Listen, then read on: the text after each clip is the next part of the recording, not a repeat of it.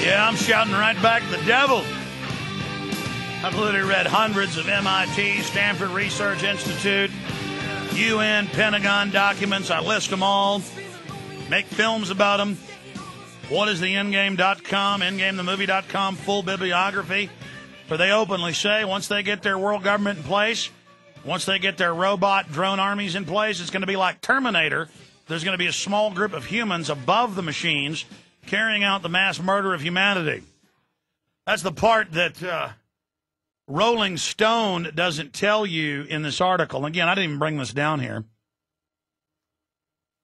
It's laying on the table. I'm going to go photocopy here. I'm just going to walk off with it. If this is somebody's up here at the station, I'll buy you a new one or give it back. Just email Aaron at Infowars.com, one of my producers. But I got to have this. Or I guess I'll go up to the copy machine.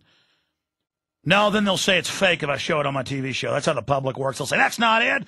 Rolling Stone's color, that's black and white. I mean, this is how the slaves are. They've got literal imprint programming brainwashing to not face it. And it's like, oh, humans won't be needed anymore, and we'll merge with machines. A new life form will be here.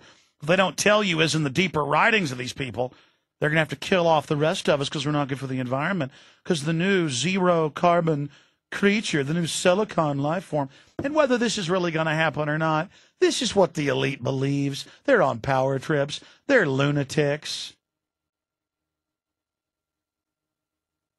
You understand. I'm not the one saying this. It's them. You better see Endgame, folks. You better see it quick. And by the way, you don't have to buy the stinking thing. Over $100+ grand, probably $130 to make that film. I got arrested trying to cover it, trying to get you the information. I went through hell to get it for you. And it's free on YouTube and Google. You might want to buy the DVD, though, to have it in the highest quality at Infowars.com.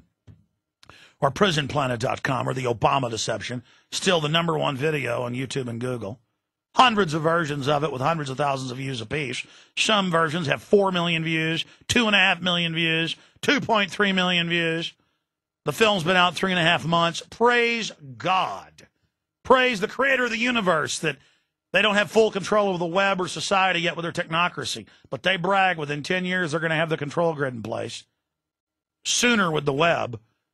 And if we hadn't beat this, see, this is the insertion into the Matrix. We're not in it yet. But, you know, there's a lot of kooks out there that claim that, this lady or this guy really wrote the Matrix book or the script for it. And the Wachowski brothers ripped him off. Well, you know, I happen to have talked to people, let's just say, in the highest levels of that production. I'm not going to even say Wachowski brothers. I'm going to leave it open. They didn't get it from anywhere in popular culture. You know where the idea for the Matrix came from? Turns out I guessed where it came from because I'd read it before I was ever told directly from people involved writing the script. It came from the Pentagon. 1968 document, declassified July 7th, 2000, and then put out by the what's the name of that? League of American Scientists. I forget the exact name. Jaron, do me a favor. Google Army document talks about microchipping population by 2025. It's in my book, Descent into Tyranny, published 2002. Federation of American Scientists. There you go. And the Pentagon said that we'd have the singularity sometime between 2025 and 2045. Kurzweil was always saying 2025. He's now revising it in this article to 2045, this one in the page 57 in Rolling Stone magazine.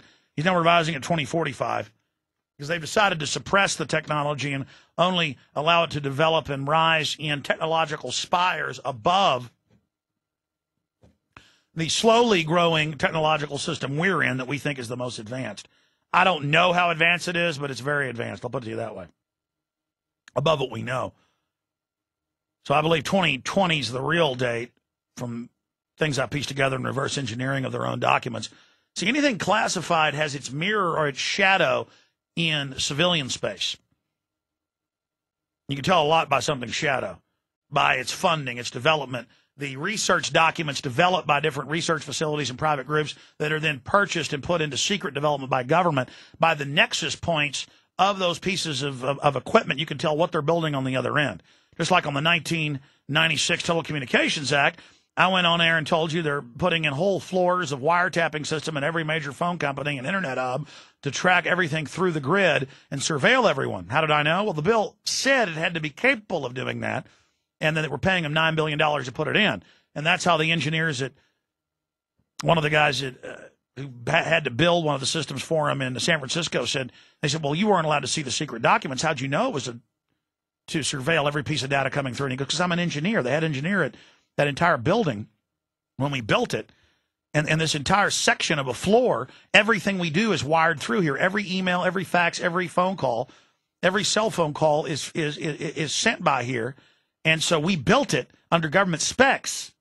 It's designed to capture everything. And now the government admits they are. Side issue. With this extermination thing, they don't even hide it. They're so arrogant. Well, I mean, I keep talking about Bill Joy, co-founder and owner of Sun Microsystems, worth over $4 billion last time I checked. He's one of the few who says, I went to a top IT tech, a top technical meeting of the 200 richest computer company and technology owners, and they were all of one mind that everybody basically has to be killed for the rise of the machines, and that humans aren't needed anymore, and I was the outcast for not wanting to do it.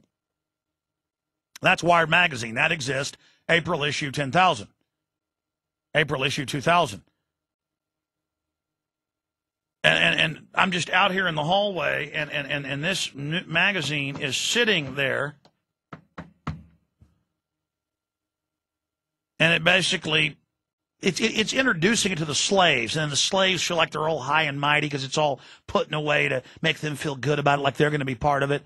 So like a bunch of jackasses, they'll all go along with it, and they play you like a fiddle. All right, I said I'd go back to your calls, and I got all these audio clips I want to play in a huge blitz of news as well. But whether they're going to be able to do it or not is a question, but... that remains to be seen, but they're on record saying global genocide for the earth. That's their excuse. It's a kind of liberal Hitlerian idea. Hitler was a vegetarian and environmentalist.